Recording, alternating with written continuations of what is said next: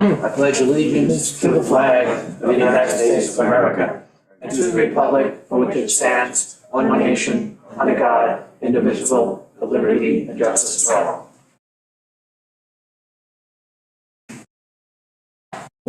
Okay, first item on the agenda, any correspondence? Nothing? Okay, so we'll go right into our resolutions. If anyone wants to speak to any of the resolutions that we're adopting, now's the time to do it. The public hearings are for, speak about the public hearings. Then at the end of the meeting, there'll be time for the public to speak if they want. So, okay, so no one has anything for this all these agenda items. We'll start then. Okay. Whereas the term of John Needham as chairman of the Waterways Management Advisory Committee expired on February 1st, 2023, and whereas Mr. Needham has expressed willingness to continue to serve in said capacity, now therefore be it resolved that John Needham is hereby reappointed to serve as chairman of the Waterways Management Advisory Council for a term to expire February 1st, 2026. So moved. Second. All those in favor? Aye. Whereas William Garrity, a member of the WMAC, expired on February 1st, 2023, and whereas Mr. Garrity expressed willingness to continue to serve in said capacity, and now therefore be it resolved, it should be that William Garrity is hereby reappointed to serve as a member of the Waterways Management Advisory Council for a term to expire on February 1st, 2026. So moved. Second, all those in favor? Aye. Whereas the term of Reeves Thompson as a member of the Board of Assessment Review expired on September 30th, 2022, and whereas Mr. Thompson has expressed willingness to continue to serve in said capacity, now therefore be it resolved that Reeves Thompson is hereby reappointed to serve as a member of the Board of Assessment Review for a term to expire on September 30th, 2028. So moved. Second. All those in favor? Aye. Vacancy exists on the Board of Assessment Review, and whereas the town board has advertised for and interviewed applicants, now therefore be it resolved that Mo Cunningham is hereby appointed to the Board of Assessment Review for a term to expire on March 14th, 2028. So moved.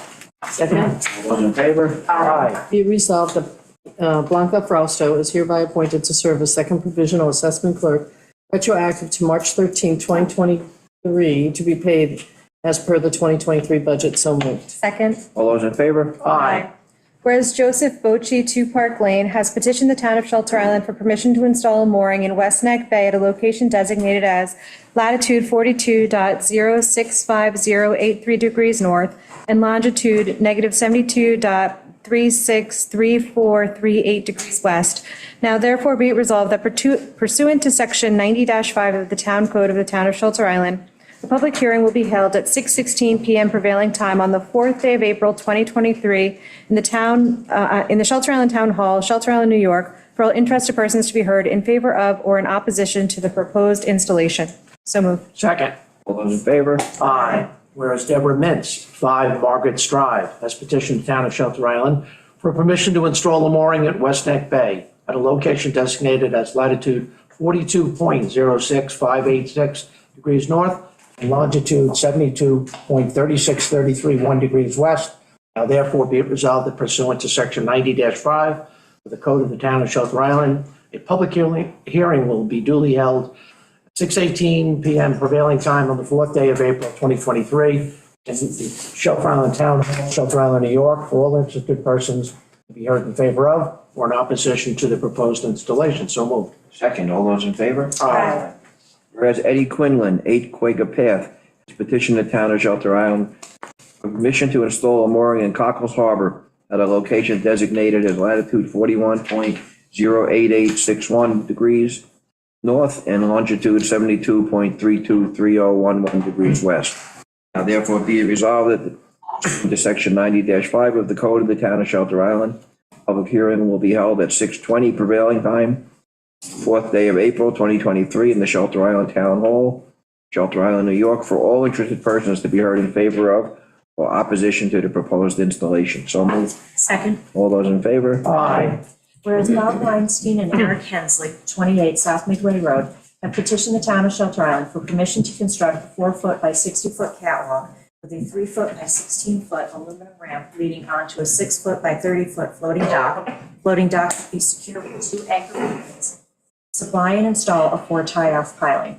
Be it resolved that pursuant to Section 53-9 of the Code of the Town of Shelter Island, public hearing will be held at 6:22 p.m. prevailing time on the 4th day of April 2023 in the Shelter Island Town Hall, Shelter Island, New York, for all interested persons to be heard in favor of or in opposition to the proposed installation. So moved. Second. All those in favor? Aye. Whereas Jeremy Brownlee, 2 Tar Kettle Road, has petitioned the town of Shelter Island for permission to construct a 4-foot by 68-foot long open grate fixed pier leading to a 4-foot by 12-foot long fixed pier in a T configuration with a 4-foot by 10-foot long ramp leading to a 6-foot by 30-foot long float secured by 4 10-inch diameter piles. Therefore, now be it resolved pursuant to Section 53-9 of the Code of the Town of Shelter Island, a public hearing will be held at 6:24 p.m. prevailing time on the 4th day of April 2023 in Shelter Island Town Hall, Shelter Island, New York, for all interested persons to be heard in favor of or in opposition to the proposed installation. So moved. Second.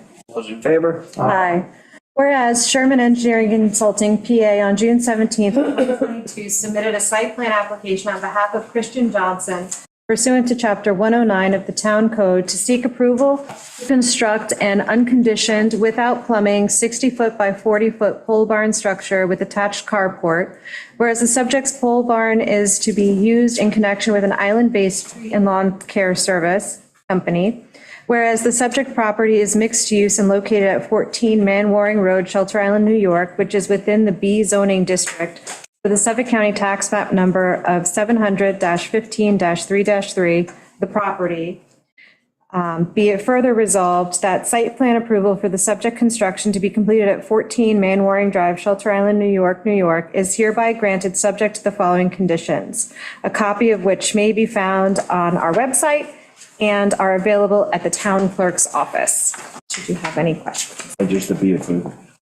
Be it further resolved that copies of this approval shall be filed with the builder inspector. So moved. Second. All those in favor? Aye. Whereas Sherman Engineering and Construction, PA, on October 21st, 2022, submitted a wetlands permit application on behalf of Catherine and Theodore Bucci Family Trust pursuant to Chapter 129 of the Town Code to seek approval to construct a 20-foot by 40-foot in-ground gunite swimming pool with 1,900 square feet of decking within the regulated area, whereas the pool and deck are not proposed to be within the 75-foot vegetated buffer and will hold a 79.2-foot and 81.2-foot respective setback from the wetlands, whereas the subject property is located at 104 South Ferry Road, Shelter Island, New York, which is within the A residential zoning district, within the Nearshore Overlay District, with an SCTM number 0700-23-2-95.7, the property. Be it further resolved that the wetlands permit for the subject construction to be completed at 104 South Ferry Drive, Shelter Island, New York, New York, is hereby granted, subject to the following conditions. These are on file and subject, you can find them on our website. You can also find them in the town clerk's office. So moved. Second, all those in favor? Aye. Whereas it is the desire of the town board of the town of Shelter Island to conduct an annual performance evaluation and professional development designed to assist employees and department heads with the assessment of their work performance and professional improvement. Now therefore be resolved that the town board of the town of Shelter Island hereby adopts the town of Shelter Island annual evaluation policy and procedure. So moved. Second. All those in favor? Aye. Whereas New York State Household Hazardous Waste, HHW State Assistance Program, has made funds available to reimburse the costs of municipal household hazardous waste collection programs pursuant to 6 NYCRR subpart 362-4, and whereas the HHW State Assistance Program allowable costs include reasonable costs for municipal HHW collection and storage, and provides up to 50% funding for eligible project costs. And whereas the town incurred expenses of $25,056.30 in HHW collection fees in calendar year 2022, 50% state sharing totaling $12,528.05. Now therefore be it resolved that the town board of the town of Shelter Island hereby ratifies the grant submission and authorizes the supervisor or his designee to execute any and all documents pertaining to the New York State Household Hazardous Waste State Assistance Program for reimbursement of eligible expenses incurred in the calendar year 2022 HHW program, and be it further resolved that the DPW superintendent is appointed to serve as project manager for the implementation of this grant. So moved. Second. All those in favor? Aye. Be it resolved that the following 18 budget transfers that are on file, anybody would like to look at them or read them, are hereby approved. So moved. Second. All those in favor? Aye. Be it resolved that the following funds are hereby encumbered from the 2022 budget to be expended in the 2023 with 2022 funds. $34,900 from the A1490.414 Town Hall Buildings account for the Youth Center roof, ADA ramp, and front door. And $62,530 from the DB 5110.445 Highway Improvements account for road paving. $50,000 from the DA 9950.0 for the Police Department ADA project, and $68,000 from the DA 9950.0 for the Congdon Creek's bulkhead. So moved. Second. All those in favor? Aye. Be it resolved that supervisors are hereby authorized to credit the sum of $25.43 from the Ready Refresh to the A7320.484 Youth Center Office and Miscellaneous account for a refund of services. So moved. Second, all those in favor? Aye. Be it resolved that the supervisor is hereby authorized to credit the sum of $10.35 from the state of New York to the general fund account for a refund of sales tax. So moved. Second. All those in favor? Aye. Be it resolved that the supervisor is hereby authorized and directed to expend the sum of $855.88 from the A 1110.484 Justice Court Office and Miscellaneous account to Carr Business Systems for the billing period of 2/28/2023 through 2/27/2020. So moved. Second. All those in favor? Aye. Be it resolved that supervisors hereby authorized and directed to expend the sum of $525 from the A1680.476 computer maintenance group to New Era Technology for the cloud UC licenses. So moved. Second. All those in favor? Aye. Be it resolved that the supervisor is hereby authorized and directed to expend the sum of $4,050 from the A1680.476 computer maintenance account to East End Computers LLC for the 2-year security services subscription. So moved. Second. All those in favor? Aye. Be it resolved that the 2022 general funds number 2315 through 2321, the amount of $37,846.78 are hereby approved for payment as audited. And the supervisor and/or any town board members hereby authorized and directed to sign the approval for payment of same. So moved. Second, all those in favor? Aye. Be it resolved that the 2023 general claims numbered 269 through 389 in the amount of $82,514.81. 2023 highway claims numbered 30 through 43 in the amount of $17,951.32 are hereby approved for payment as audited. The supervisor or any town board member is hereby authorized and directed to sign the approval for payment of same. So moved. Second. All those in favor? Aye. Aye. Okay, at this, Wait a minute, I'd like to redo, or just correct, the John Needham appointment if I could.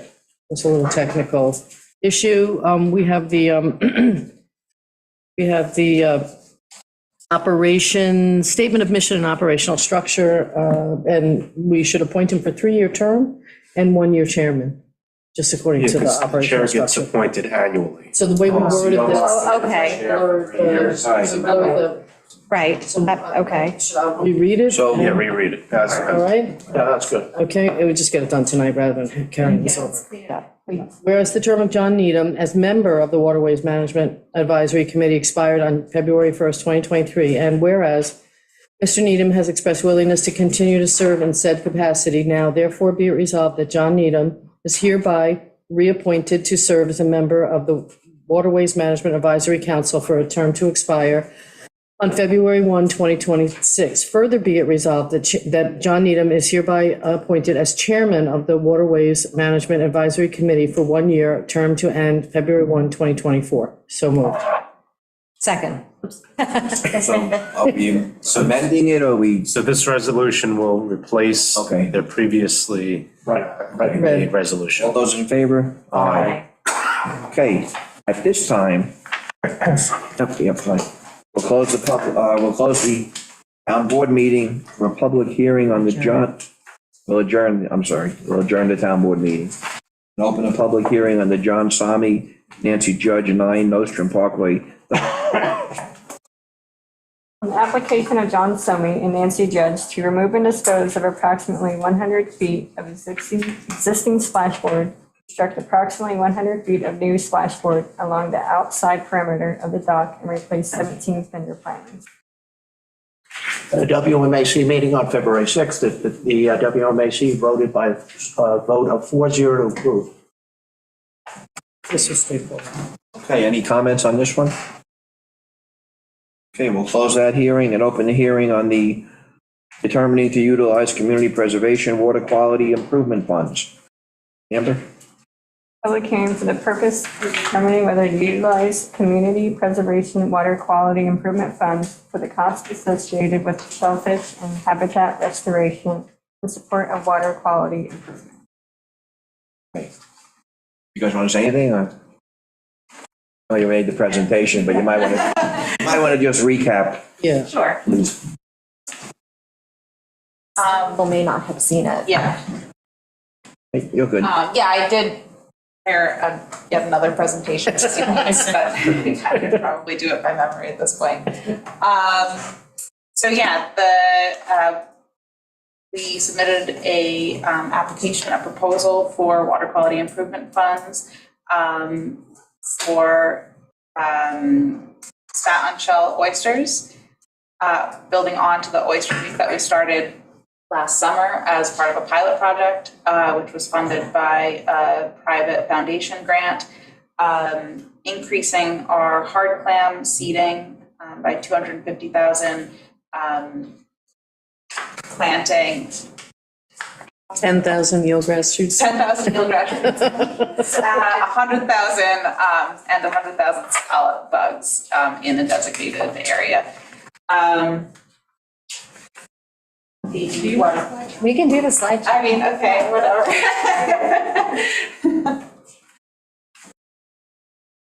There she goes.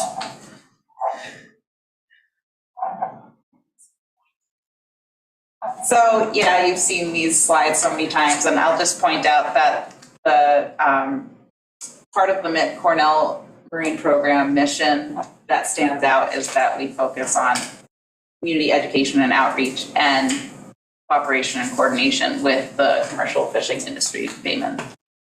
We'll just keep carrying that along through this project that we're proposing. Yep, we're affiliated with Cornell University. We're a nonprofit, and most of our funding comes from grants, such as what we've proposed, and private donations. The Back to the Bays initiative, that's more of that education outreach focus under the umbrella of the Marine Program, and yeah, just kind of building out long-term receiving areas of like our restoration efforts.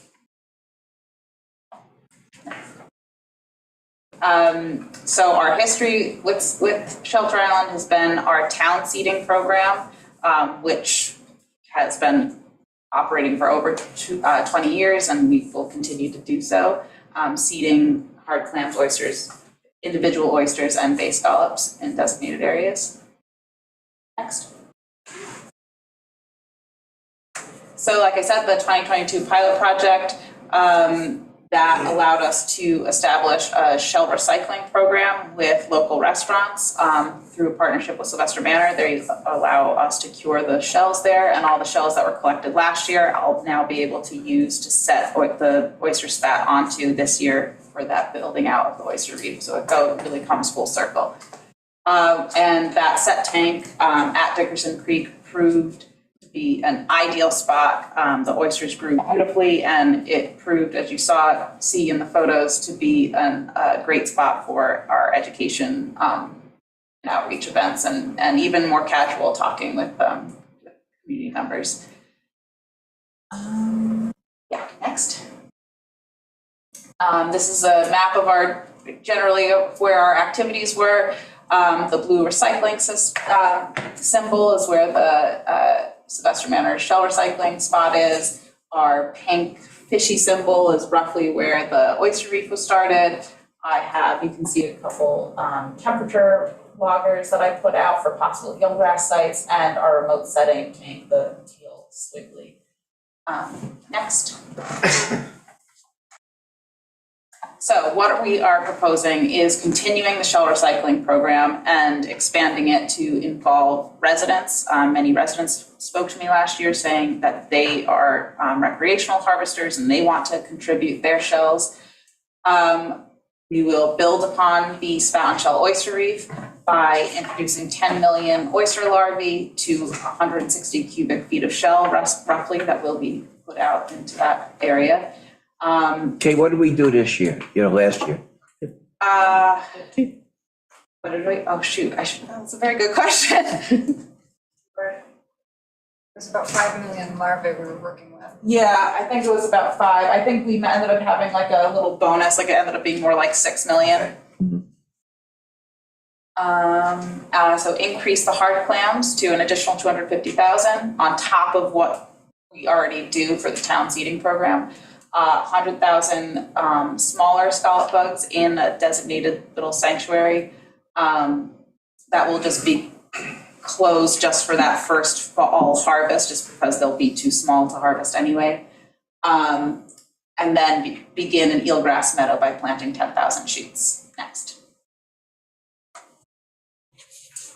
So, what are the benefits? Why were we applying for water quality funds? All of these shellfish species are filter feeders that obviously clean the water column through their filtering. By increasing the seeding, it exponentially enhances the natural set in the waters for harvest, and then thus exponentially increasing water quality improvement. Eelgrass absorbs excess nutrients, as nitrogen and phosphorus. Oyster reefs and eelgrass meadows offer crucial habitat for important marine species, and as well serve as a softening of for storm surge protection as a living shoreline network. And all of this just offers enhanced education and engagement opportunities to better encourage understanding and stewardship of our island's natural resources. Next. So evidence of success, I just kind of pieced together some of the photos or evidence that I submitted to the Water Quality Committee. They had some questions in this process. So here at the top photo is a picture of spat on shell, fairly new. Each one of those dots on those shells is an individual oyster that's set and went from larvae form to set form in juvenile oyster. And the bottom picture is just a smidge over a year after they were planted on a reef and then sampled. Roz or somewhere else? No, somewhere else, actually, up island. And then that's just a picture of an example of one of the reefs that had been built up. Next. Hard clams. Most hatcheries select for the notata coloration on the shells, mostly for tracking, so we can track the success of our seeding programs. So that is a picture in the small inset, is a picture of me holding juvenile like seed clams, all with the strong notata markings. And the bigger picture is actually clams, but still with the notata markings that I scratched up at Dickerson Creek, and I checked our notes, and 3 years ago, that's where my colleague Mike seeded with Butch and Bo the notata clam. So it's pretty good success story there that they're survived. And Scallop spawner sanctuaries. I have that, this is just one of many scientific papers that one of Cornell's scientists, scallop specialist has published, talking about the use of spawner sanctuaries for increasing the availability for harvest, of a species. And I just highlighted that one bit saying that it's a very common practice in aquaculture, not just for scallops, but that is the species everyone really cares about these days. Next. And eelgrass, I tried inserting a video, one of our videos that really tells a better story, but I almost broke my computer trying to do that.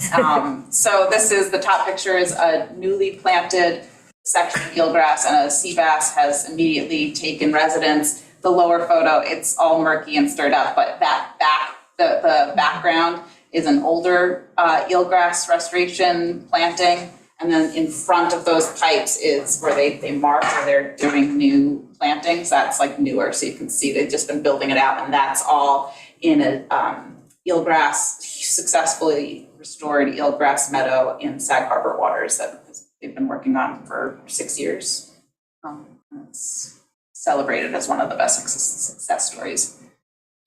So out of these proposed activities for this 2023 season, the shell recycling program site, that's been a success. Sylvester Manor is super pleased with being partners with us. There's no need to move that. The oyster remote setting tank, if you'll allow me, has been excellent. I would love to keep that going again this year. The Spout and Shell Oyster Reef, that check mark is yellow because while I have no reason to believe it isn't a successful spot there, I will obviously do some monitoring in May and make sure that it's flourishing. If something happened, like they got buried or crushed or they're dead for whatever reason, then I'll reevaluate and we'll find another location.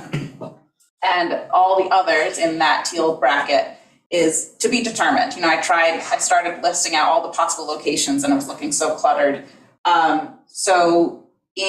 And you'll see I'll have a breakdown of a timeline, but in May is our big monitoring month, and we'll get out and look at what the temperature loggers say, we'll snorkel around and we'll see how the scallops did that I planted last summer. Is that a good spot? Do I need to move that? And all of that comes with community input and working with Bayman and coming back to you guys and saying, hey, this is what we found. This is the specific areas we're thinking. What do you think? So next.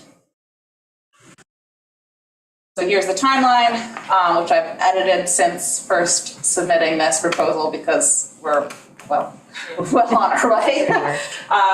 So spawning has started happening in the hatchery, which is very exciting. At the end of this month, we're moving on to clams. We've already done a couple oyster spawns. We're looking to, at the end of May, get that oyster set tank up and running to do the spout and shell oysters. And that's also, like I said, that's also when I'll retrieve the temperature loggers and I'll work with the eelgrass team to kind of assess what we found. June is when I'm suggesting I'll come in and talk to you about what we found with our monitoring and get some input from Bayman and other community members on what would be the most successful sites for this restoration work. And then, ongoing, an important note is ongoing is all these opportunities for stewardship workshops and educational stuff with the school. Mm-hmm. But when will you do the test plantings? For the eelgrass? Yeah. Actually, if you go back one, is that listed? Test plantings, May, June, July, yeah. Kim, you might have a better. Yeah, usually this spring, and then we were also going to see if an area might be a better candidate for the buoy deployed seeding that we do as well. So that's all stuff as soon as our boats are back in the water in April, and then in the May timeframe to actually go out and scout and decide what's best, and probably do a couple test plantings before the waters get too warm in June. See how it does over the summer, and then do the bigger plantings in the fall. Okay. That's pretty much it. So with the test plantings, And I mean, the Bayman had come in and said, Cockles Harbor is, thriving. There's more spots than there ever were before. You also have Gardner's Creek and Crab Creek, which you pretty much sent to your test on those spots. Exactly. So, but I will note, in terms of the Cockles Harbor, eelgrass, some of the best success we've had is focusing on areas that are already thriving and doing, kind of a patchwork grid pattern to build onto those meadows and allow that to coalesce and be an even stronger and more robust meadow. So just because there's eelgrass there, it's a good opportunity, obviously a good indicator that it's going to thrive and survive there. But that's, one of our methodologies involves actually, building onto efforts that are already naturally successful, or like our Sag Harbor site that we've been doing for 6 years. Yeah. A bigger concern is, should we find out why it's not growing in West Neck or Gardner's Creek before we, Absolutely, and I mean, that's a whole nother, we have a whole nother division looking at groundwater inputs and doing some, really more technical site suitability index modeling. And we could do that, in the future, or if that's something that Conega's Road program is doing with Stony Brook somehow. So that all kind of definitely meshes together at some point. But for the purposes of this project, we're really confident we could find at least one site to, be suitable right now and do well to at least kick off some restoration and expansion meadows and waters. and, go ahead. Yeah, and those areas that are being restored, particularly eelgrass, and even in the spawning areas, those are marked with buoys. So- And the only thing I'm saying here is, I guess you could communicate very effectively with our shell fishermen, and tell you and designate what areas you need to stay out of until certain times. Yeah. And what about the person that is not just a recreational person that goes in with their rake and doesn't understand what a buoy is and what the signage means?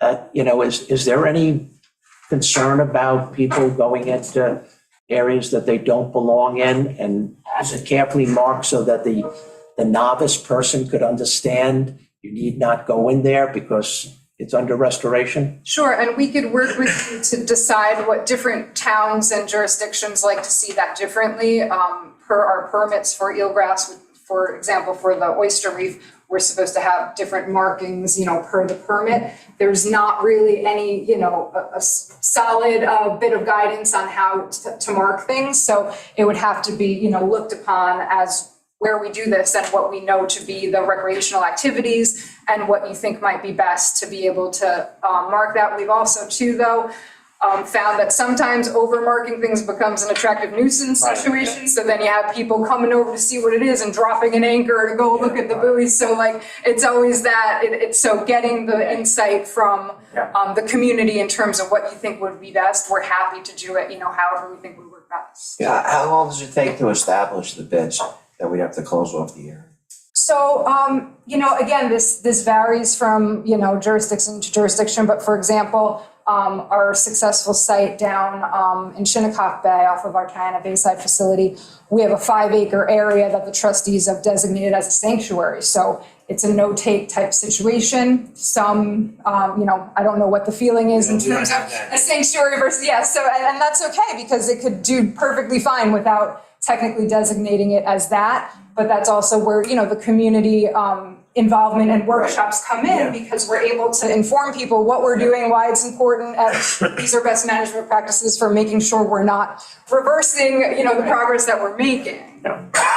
Maybe as a suggestion, not only are we talking about novice shell fishermen, we're talking about boaters, fishermen, and everybody else, water skiers and jet skis and everything else that go into shallower areas. Yeah. Maybe on the areas of concentration where you're really trying to restore either eelgrass or some type of shell fishing, that the newspaper would be kind enough to be able to publish, a full page type of thing with the different bays that you're working in, with areas, some type of major informational thing early in the season to alert people that these are areas that you need to stay out of, without over signage. Yeah. Just educating people as to why it's important to stay out of these areas. Because if we hope to bring these things back, any abuse in those areas can do a lot of damage. Absolutely. I'm sure we could work on writing a more educational convening press release about the work that we're Of course, doing. don't you do some seminars or something, or? Yeah, we do lectures, we do all sorts of things, and I was thinking too, we've done this in the past as well. Sometimes we even include, a little print piece that could be distributed when people actually get their licenses as well. So Yeah. right at the source, they're getting this, they can't say they never knew about it, they get it when, so we could prepare that and, coordinate It'd that be as awesome. well. Yeah. Yeah. The other thing, the only other recommendation I would make on the monitoring and data collection, that a more extensive effort is made in these two areas. Because if you're gonna, obviously I'm not gonna be here next year, but when you come back to the town board, I think more and more, if you're dumping that kind of hundreds of thousands of dollars into something, it's okay to say we were successful here and here, Yeah. and we failed here and here. That's it. There's nothing wrong with that. Failure is part of this. Yeah. We wouldn't expect you to go out and be successful. If we tried something, we went up into West Neck, way up in there, and we tried some, it just didn't work. And the scientists went in behind us, and here are the causative factors of why it's not working in that area. So henceforward, we probably won't, unless we can correct that situation, we won't go back to those areas. Sure, that's So the just beauty of science. kind of selling people on the fact that your money is being put to good use. Yes. And that it is sometimes a thing called trial and error, where sometimes you're successful and sometimes you're not. That doesn't mean you're a failure. It just simply means you're being honest and straightforward with people through monitoring and data. And I think that's what needs to drive this in the future. Absolutely, and we're very science-based, and that's, we don't try to cover up any failures that we have, and that's restoration methodology. Sometimes it confounds us because on paper and, even when we do our due diligence with site selection, sometimes we're surprised even, as scientists and with the experience we have. So it's always a learning process, and we will certainly be transparent, and monitoring and adaptive management accordingly is very important to us as well. So thank you for putting an emphasis on that. With the scallop bugs, is that just gonna be like a hit or miss thing, or are you gonna try to study where, we think they might do better than, Oh, yeah, absolutely. So yeah, the site that I planted those extra scallops last summer, that we ended up with, I, reached out to people for input as where they might succeed. So that will be me literally just jumping in the water and seeing how they did. If they're all dead, if they're all just blown around, maybe that's not the greatest spot. They're work with, again, the community and those who are out there to say like, hey, let's try this spot, and I'll maybe do a little bit more of a assessment before planting, I think and again, I'm always looking at success. If you know that where the temperature, for instance, 5 degrees cooler out in Cockles, in certain areas, Cockles, than it is up in West Neck, that, maybe 80% of your assets, whatever the number is, 70, 75, 80, that goes into those areas where the success is greatest. And then there's nothing wrong with taking 15 to 20% of trial and taking it to areas that maybe aren't predicted to be successful, see what happens. But you're getting a great return on the 80% as opposed to the 10% here, 5% here, and 5% there.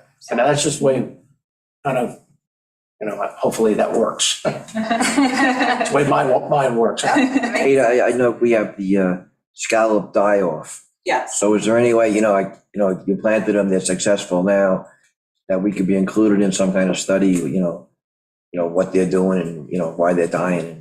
Yeah, I work very well with our lead scallop guy, Harrison Toby, who's kind of taken the reins from the last generation of scallop specialists. Absolutely, yeah. Because I could see him growing, wonderfully, but then when the die-off hits the die-off. Right, and yeah, that is the nature of the scientific community, is to be highly collaborative and say like, hey, this happened, why do you think that is? Yeah. Let's look into that.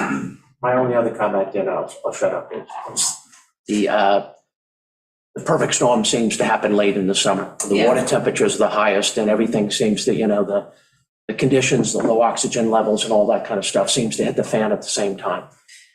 So therefore, moving forward with these new types of shellfish that you're introducing, new types of seagrasses that you're introducing, the ones that work better down south in Maryland, in Chesapeake Bay, or down in Virginia or something like that, is there any effort on your part? I know there is efforts elsewhere, but on your part, to try in your trial to take some of those shellfish and eelgrass or seagrasses that are more resistant to higher temperatures, low oxygen levels, and bring them north. Since if there is climate change, they might do very well here.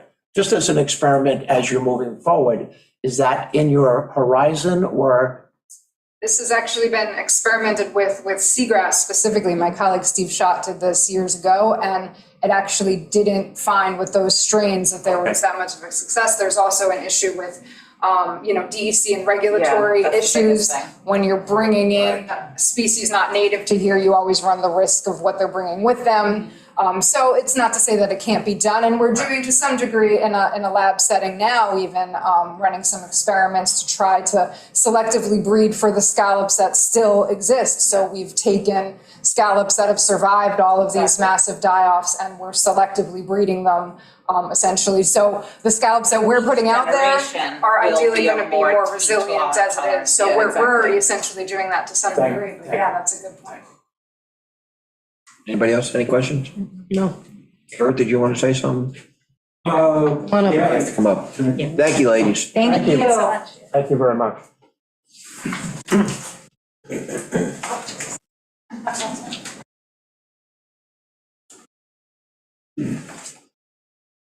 Yeah, so I've been called a bayman, but I'm more of a farmer, with my oysters, whereas the guys at Scallop, I would say they're more like the hunter and gatherer type.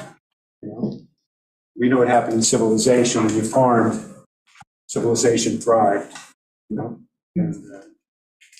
people were specialized at that point. Great things have been accomplished since then.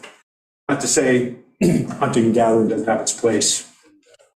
I think it's terrific, being able to go out there and scallop and fish for a living. But I didn't hear a number that they were asking for tonight. Was that stated? Maybe 200,000 was. How much? 200. 200,000, okay. So I did, I understand that it's coming from CPF money, not out of the, general taxpayers kind of fee. And so I understand that. I'll go through just a couple of points. So just on the eelgrass, in 2017, there was a proposal, a presentation to the town. Jim, I think you remember from Soren Dahl. Oh, sure. And so, there were a lot of recommendations, and I don't think, the town board, I don't know, sure took it seriously, but they didn't act on them. And I think, part of it was that you just have like a one-way kind of street with the WMAC. They tell you what to do, and you have a hard time telling them what to do. But they, in the packet, they suggested and showed the benefits of a conservation mooring. And if you're going to plant, go through the expense of doing eelgrass in Cockles Harbor, why not, for no money or very little cost to the taxpayer of the town, you could get a big result in terms of square footage. That option is still available. Right. Because I'm actually obviously involved in PEP on an ongoing basis, and I've talked to them about that. I would like to rekindle that, look at a project where we could come back and bring in a half a dozen to 8, 10 conservation moorings in an area. Again, I think I would want them in a particular concentrated area, not all over the place, but just in an area where I think we were a little too close to home with certain people last time that we did this. And there was quite a bit of pushback. And there was quite a bit of pushback about as I remember it, the installer, the expert, so to speak, of installing those helical moorings in the ground was a guy from Rhode Island. And he wasn't going to come down. He was going to train somebody to do it. So right away, there was an excuse that we weren't getting the best person to come in and install these. The second thing was, that they thought that if it's not broke, why are we trying to fix something that's not broke? That old thing about Cockles Harbor, when we're sending our attention there, we have eelgrass there, why we do. So there was a lot of resistance. I think we should be open to trying new things, again, on an experimental basis. You do it before, you implement, and you do it after. And you can see, it's for yourself, on a small basis, whether it is enhancing or detrimental to that area of seagrasses. So I'm kind of like in favor of going back to doing this Yeah. first. I have a question about those conservation moorings. Is it true that they do better in a little bit deeper water? They do. They were made for 20 foot or so. You know, you can design them for shallow water. You can. Yeah. Absolutely. Okay. I think they've come a long way. Goes to your point Yeah. of, you know, what are we Yeah, gonna be they- looking at right. if we do a little? Absolutely. You know, you're Project. basically just trying to float a road. That's what Right. I'm trying to do. Right, right. So, and, right, instead of scouring with the Yep. chain. So I mean, you also changed the economics of it recently with the increased fees. You could possibly incentivize the mooring owner by discounting, their, for a period of time to offset some of the costs. That's a possibility. Yep. I don't like that. So, anyway, Cornell, if it wasn't for Greg Rivara, I wouldn't be in the oyster business. So I know that, tremendous affection for the people over there, specifically, Greg, who really helped me get going.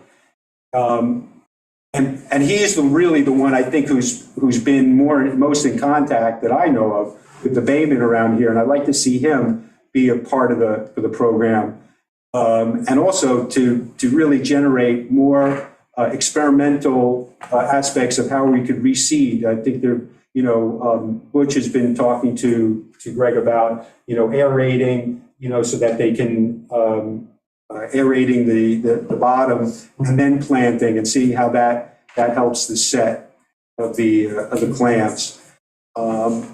And so if there was like a real, I hear Katie saying that she's coming back and talking to the Bayman. If I saw, and if there was more of a structure of how that's going to work, I feel, a lot more comfortable with the program, and that it would be, assigned to a committee, something that, just like the Bayman in general, who is that going to be? But if it was a committee with the town and with the contact in town hall on the board, so that, the review is, personalized to the town board. So that's, part of the things that Dave, just to know that Dave and Kim have committed to keeping the WQI, which is sort of the committee that they had to hurdle, that they had to clear, because it's their funds, to keeping them updated, as well as the town board, as we go along in this year. I spoke to James Yeah. about it, and he was very clear about, that they did ask a lot of questions and they came back, but, I would say that my emphasis is to really connect with the people. I'm not talking about the guys that are clamming that, that, Well, we invited them here, you know that, right? That they've already been part.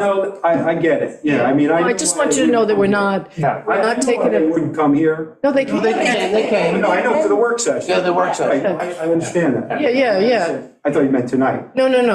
Oh, So no. I understand they were here, and I listened to them. We're sensitive to it. So, and I spoke to them afterwards. But like I said, the percentage of the money that's going to the reseeding is considerably, isn't as high as I would like to see it. Now, the other part, and Jimmy, you're talking about West Neck, another part of the program, and you're talking about getting filtration. One part of the project that's not included on Shelter Island is the Flubsy, which is the upweller system.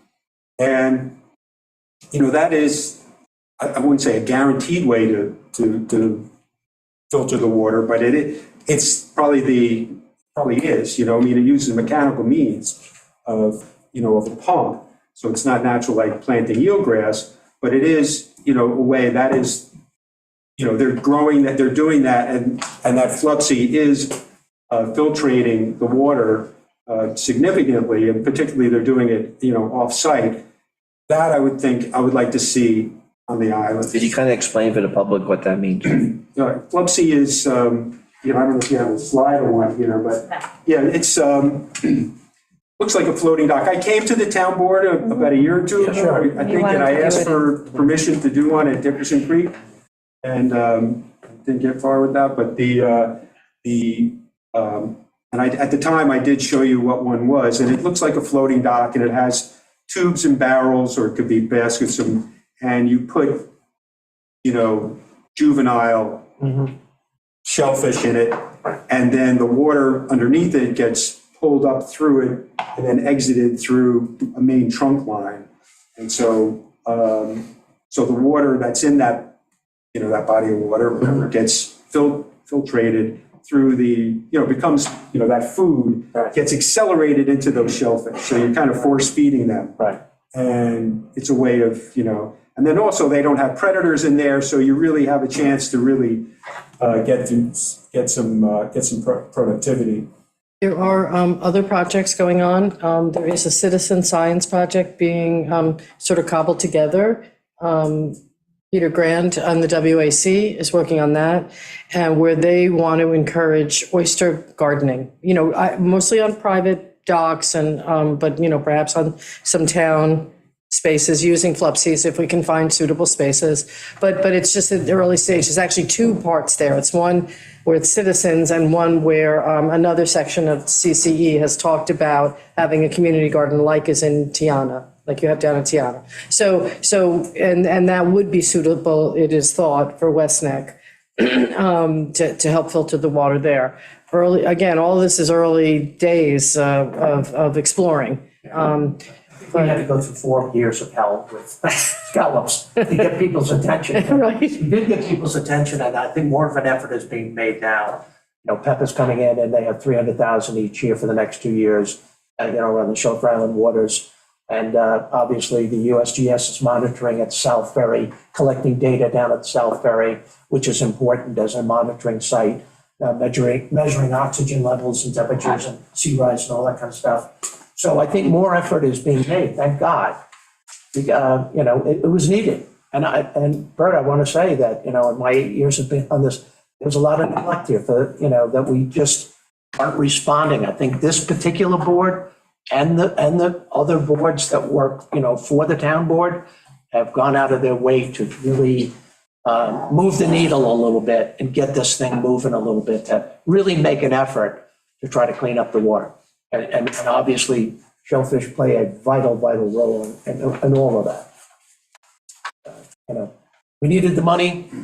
Finally, the money is starting to come through. It doesn't happen without money. Okay, thank you, Bert. Anybody else in the audience? Okay, we're gonna close that hearing then. Thank you, ladies. Yeah. We're gonna close that hearing and reconvene the hearing on the James and Cheryl Keller 56A Cartwright Road wetlands application. We don't have to read this because we already did. Matt, is this one of yours? Yes. I'm Matt Sherman with Sherman Engineering Consulting. I'm here on behalf of James and Cheryl Keller. They're on Zoom. We had postponed this from the last hearing because Planning Board had reviewed it, but CAC had not. I don't know if you wanted to read those recommendations prior to me getting into the project. Yeah, I don't really have them in print. I have my notes, and I can, from my notes. Maybe Matt could start. Okay. Go ahead.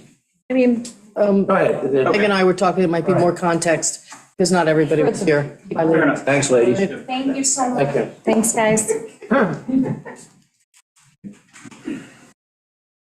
This project it's out on 56 Cartwright Road, borders on Cockles Harbor. There's an existing one-story single-family dwelling on site, an accessory building with a second-floor sleeping quarters, first-floor garage, and a swimming pool. Very long, very narrow property. It was, it's right about 1.8 acres total, C-zone, near shore overlay. We've been through several permit applications and review processes already. We had the DEC letter of non-jurisdiction in October of 2020, Health Department approval in both August of 2021 and then November of 2021. First plan we had was a one-story, then we went back for a two-story, which is what we've got in front of you guys tonight. ZBA approval, December 2022, and then now we're here in front of the town board for the wetlands. What the project is basically it's a renovation and addition to the first floor of the existing building that was built in the 1950s. And then we've got a second floor addition to the rear of the building past the 75-foot setback.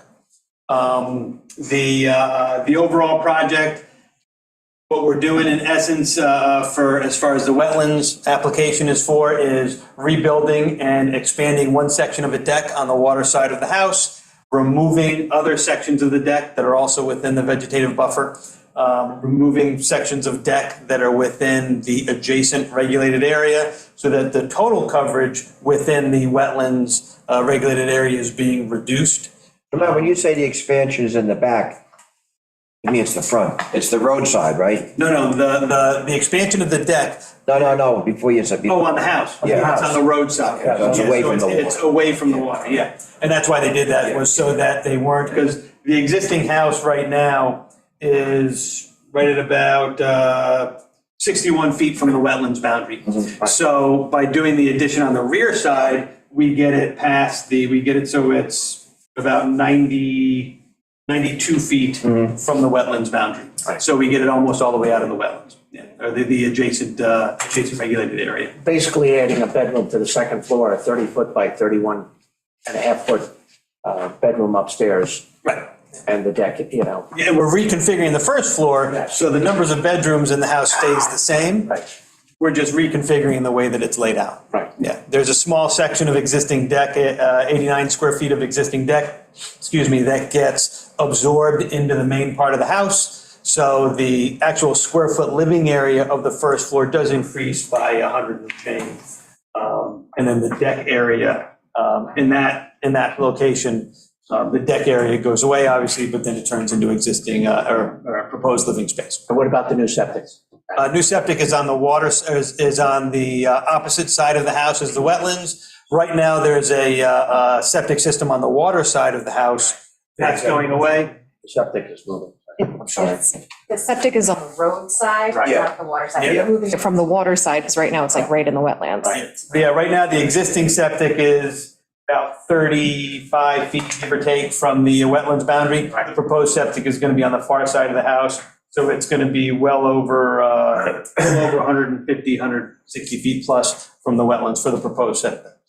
Is that going to be an IA system? Yep, IA system. If it's been approved by the health department, it's ready to go. Yeah, and the CAC met Monday night on a vote of 5-0, approved that application. Yep.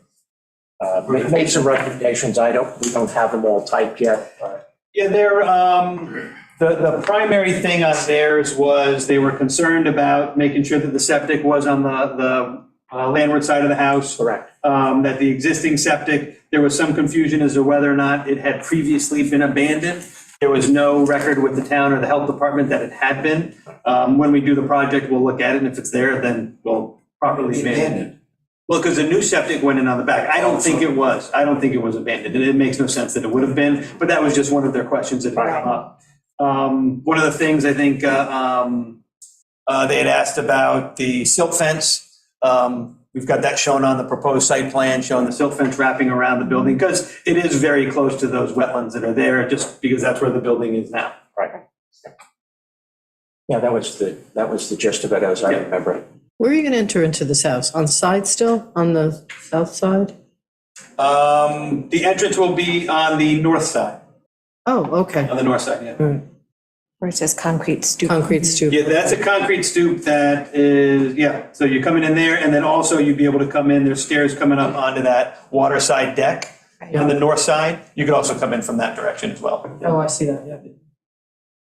So do we have anything from the planning board? Yeah, the planning board looked it over and they said that, essentially, the application is accommodating all the requests they would typically make.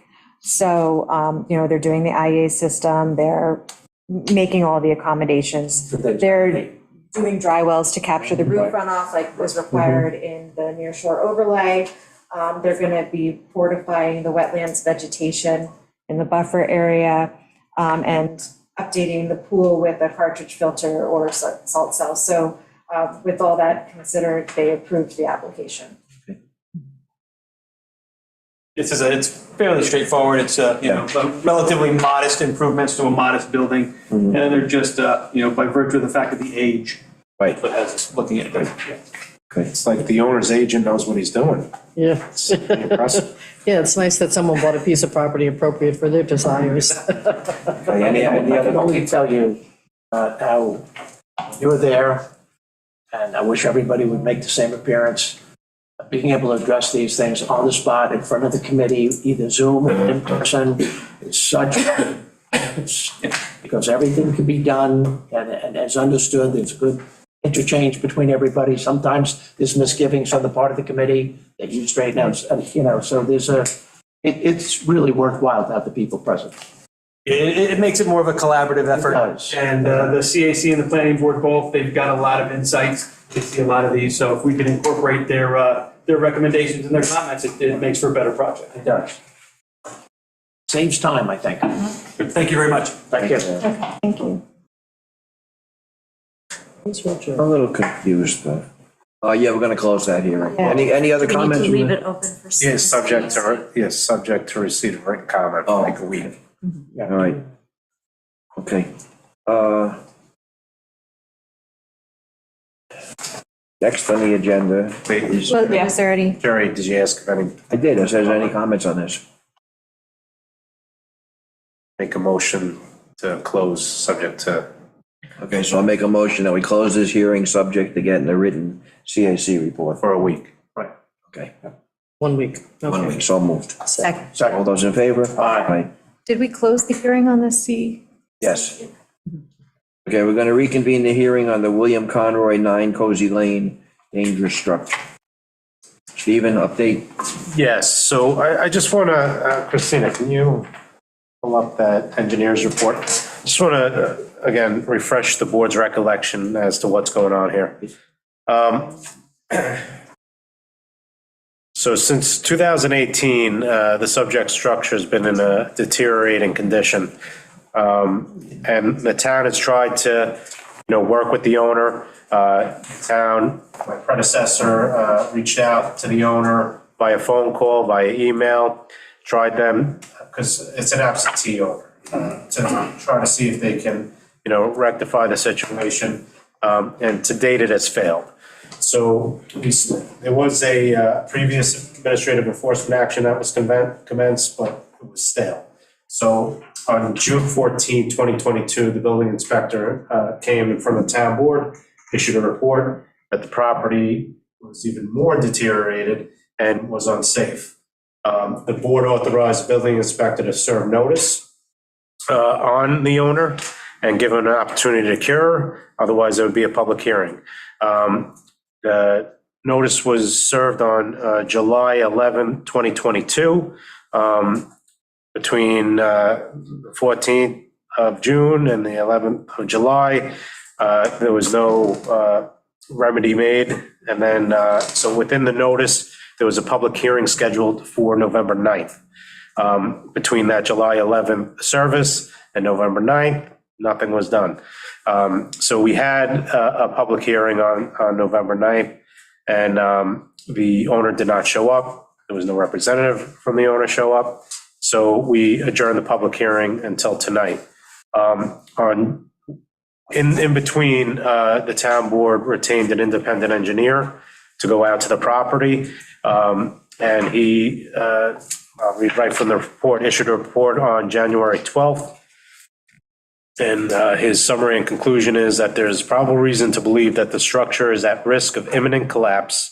The partial collapse and buckling of the roof, along with the bowing of the walls and the presence of mold, poses a potential harm to the health and safety of those in and around the structure. The existing condition of the home is beyond repair. Renovations or reconstruction of the home would require entirely new structural framing from the foundation up. The engineer recommends that the house be demolished due to the current potential risk to health and safety that it poses. And this is Homeport Engineering, PC.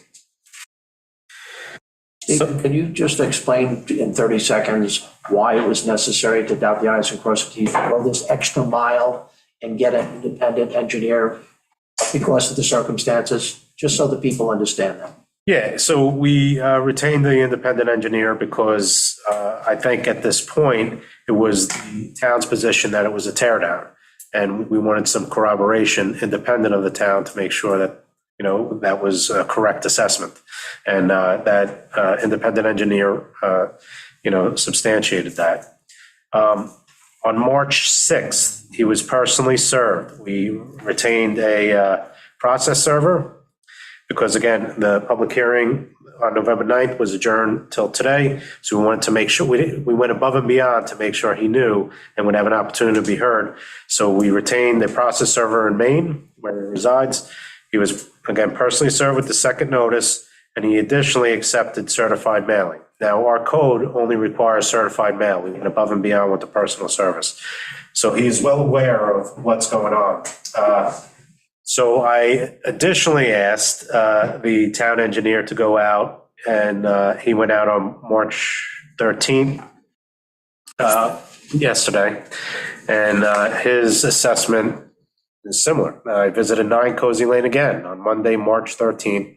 The deterioration of critical structural elements has progressed further since the previous site visit on November 9th, 2022.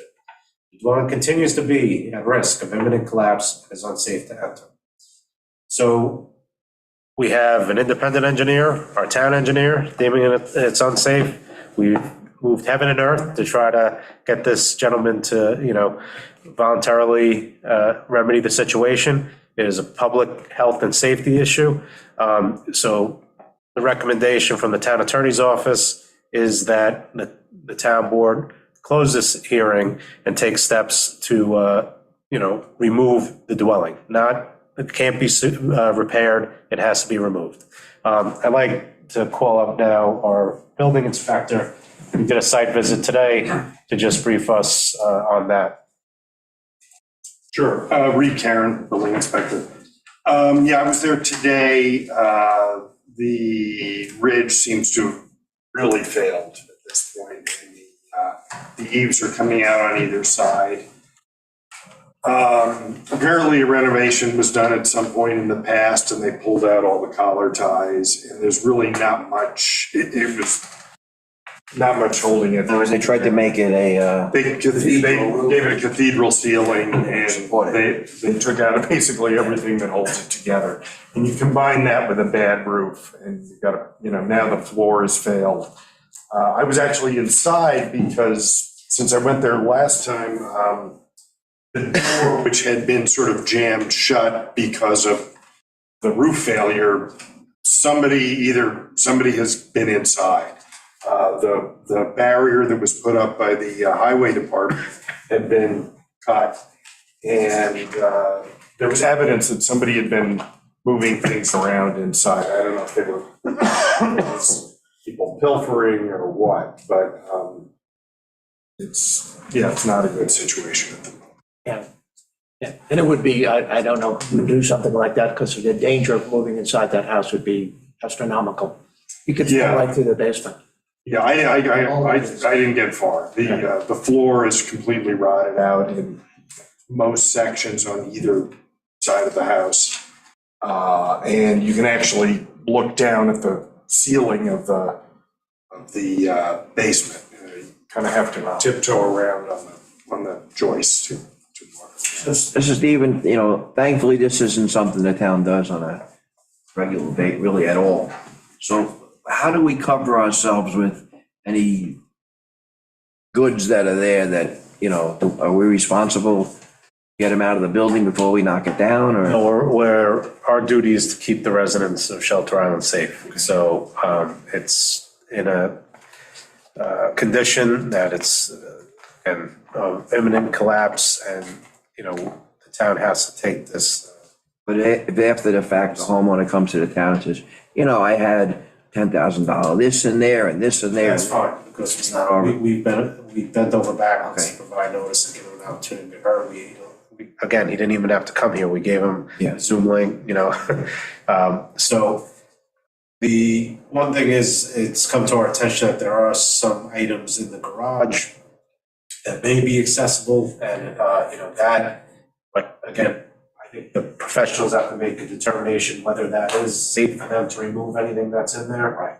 If it What do you is, do with it if you remove if it? it is, let's bring that impound. Bring an impound and give them notice to pick it up, and if they're, so, again, I think even that is going above and beyond, but if we can do it safely, that's reasonable. But again, we have to take an action quickly here.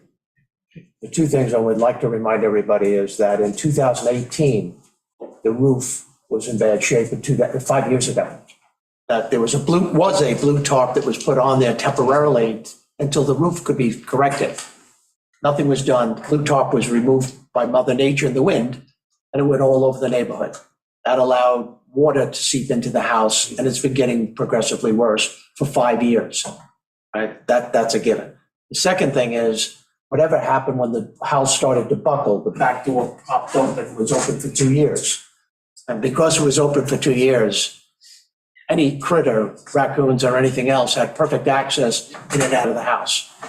I would never suggest that it's worth anybody's life to walk into that house, either for falling through the basement or for hazardous stuff you would breathe in. The only thing that you could look at, perhaps, is the stuff that was in the garage or the backyard. To take that, inventory it, put it into storage, notify the owner, or to use those to sell those goods later on down the line if they're not claimed, and use that as an offset to the cost of bringing the house down. A lien would be put on the house, I would assume, Stephen, to pay for the Correct. for the demolition part of the home. Yes, so there's two options. One, we would commence an action and ask for a lien to be placed on the house. Then we could foreclose upon that lien, or we'll just file a certificate of actual expenses with the assessor, and then the assessor just throws it onto the tax bill. But we will get compensated for that. I asked BJ Up to date, up to date through The last year. gentleman is up to date with his, That has been consistent throughout that 5-year period in terms of taxes. So just out of curiosity, if and when the house is removed, we receive that area, do we continue to maintain the grass and the trees? The limbs do come down and grass grows 2 feet high, or what happens at that particular? that would be a whole nother action we'd have to Okay, take. all right, So I think we cross that bridge when we get to it, and if it creates a nuisance with the high grass or whatever, then, we may have to take an action and again, throw the costs and expenses onto the town. But, So we have for the last 4 years, 3 or 4 years, maintained the property on the outside. We have gone in periodically every 6 months, maybe cut the lawn, picked up the dead limbs, those kinds of things, just to keep the property safe on the outside of the house. Yeah, I would want to stop that once the house is done. yeah. Okay, I mean, it can go to, Okay. back to nature. okay, yeah, that would be a meadow, yeah, that would be fine, Yeah. okay. All right, so. Anybody else, any other comments on this? Questions? James, have to come up, please. Just a question, are you taking the foundation out at the same time? or you- Yes. That's compromising, Oh, yeah. otherwise you'd have to Yes. protect that. Yeah. Yes. Put Yeah. the cap on or something. Yeah, fill it with, To be honest with you, when all that's done and it's built, property will be worth more than what it's worth today without that house, I believe. It'd be assessed at, it's a 0.98 acres, almost a full acre, perfectly level in a nice neighborhood. So, it's. So it's worth the something. owner will still retain the ownership of this? Yeah, So like when with volunteer park. That was adverse possession. yeah, I think it's so. We don't want it, we don't want to own it, we just want Yeah, got it. to see.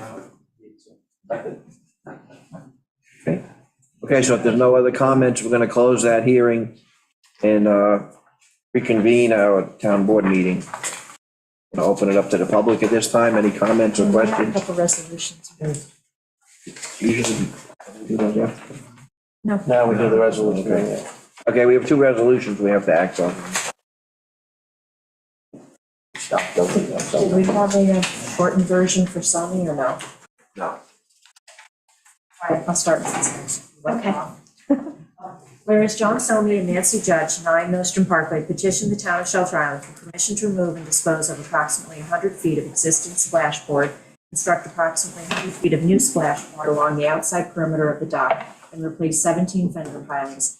And whereas a public hearing was duly held on the 14th day of March 2023 for all interested persons to be heard in favor of or in opposition to the proposed construction, now therefore be it resolved that pursuant to Part 617, Section 617.10 of the Shelter Island Quality Review Act, Environmental Quality Review Act, and Chapter 60 of the Code of the Town of Shelter Island, notice is hereby given that the town board, as lead agency, has determined that the project will not have a significant effect on the environment, and a draft environmental impact statement will not be prepared.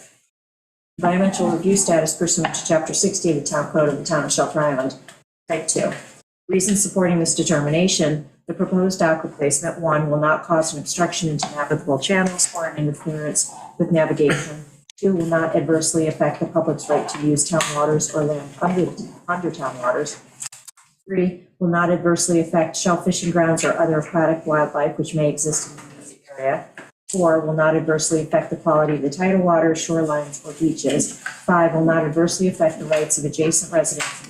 Be it further resolved that the town clerk is hereby authorized to issue a permit for the aforementioned constructions per specifications filed after said applicant pursuant to Section 53-9 of the Code of the Town of Shelter Island is filed with the town clerk a certificate that the owner has at least $300,000 liability insurance on the location and operations covered by said a copy of the contract license and a certificate from the contractor performing the operations covered by said permit that said contractor has an owner/contractor's policy issued in favor of the town of Shelter Island for the liability limits of at least $500,000 covering operations of the contractor pursuant to said permit. And be it further resolved that said operations shall be completed within 1 year from the date of issuance of this permit. Said permit is subject to the recommended limitations and any requirements that may be necessary under the New York State Department of Environmental Conservation, the Army Corps of Engineers, and any other agencies having jurisdiction. So moved. Second. All those in favor? Aye. Whereas the town has determined that the preservation of the quality of the water in our sole source aquifer is a high priority for the town, and whereas the town has determined that the Water Quality Improvement Advisory Board, the WQIAB, should be permitted to accumulate funds sufficient for larger projects that may exceed its 20% annual allotment from the Community Preservation Fund now, therefore be it resolved that the funds allotted to the WQIAB in the year 2022 from the 2021 CPF revenue be carried over in perpetuity unless returned to the CPF by resolution of the town board, and be it further resolved that nothing in this resolution shall be determinative of whether future WQIAB funds shall carry over automatically or require an annual resolution from the town board. So moved. Second. All those in favor? Aye. Matt, we have we're gonna have a special meeting next Tuesday. So, that's something. So I think if we agree on the other hearing, we can, the Cartwright Road one, we can. We can do it at the special. Yeah. I appreciate that. Maybe we'll have a reso on Conroy. Yes. Mhm. Okay, now we can open up to the public for any questions or comments. Bert? Thanks. So I just, I got an email today to remind me to pay my dues to the Long Island Oyster Growers Association that I'm a member of. And so it's a group of, I think you're probably about 40 farms from in the Peconics and also in the Great South Bay that belong to this. But particularly, I just wanted to make one comment about it, that we are a benefit to the community and we're no charge to the taxpayer. We, filter water and we do it while we're growing our oysters. So I just wanted to add that to all the growers are out there. Yeah, I think it's just a great, And we do use a resource that, we do get allotted a space, and we're grateful for that. I think we have to give Cornell a lot of credit for starting the whole program for us. This is the county program? No, I mean, starting the whole reseeding and starting over. Right, reseeding, right. Yeah, That's another issue. And then the other thing is that just as the Flupsy, thinking about West Neck and knowing the area, I think it's going to be a private, dock that would need to be used. And I just wondered if you'd consider maybe there's a couple of dock spaces that I know, but they might need a little dredging to get the to get the depth that you would need, and I was wondering, if we could talk about that to, to put a flubsy in a certain area. Here's the catch 22. The flupsy could be a good thing for the waters, but it's also a business for somebody. So it would be a business in a residential zone. So, I don't know, it's not that simple that we could just say. Right, yeah, I let's got do you. it. Oh, okay. It's a little- I got you. I mean, or, so if it would have to be, then if it would be used for donated to the town payment, say something like Yeah. that. Yeah. Okay, all right, I got that. And then I think I had a third thing. Oh, I'm gonna be coming back to you in August for renewal the docket. Yeah. Great. Thank you, Bert. Thanks, Bert. Okay, anybody in the Zoom audience? Julie, you have any questions for us?